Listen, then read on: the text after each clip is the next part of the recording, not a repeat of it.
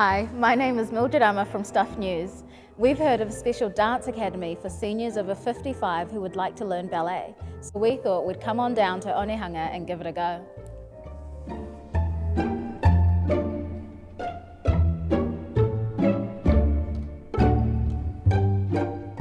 Even emotionally, it makes me feel really great after a class. I'm not very good and I never will make a ballerina, but I love it.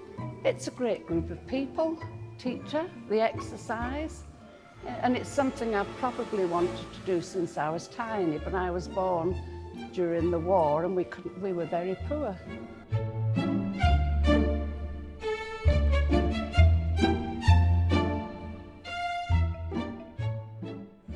I was interested in ballet as a child.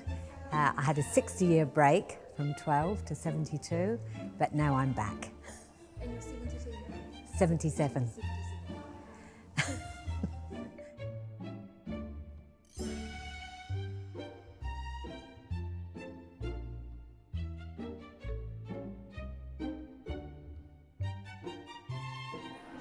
Wow, they definitely make it look a lot easier than it is. Looks like I need more practice.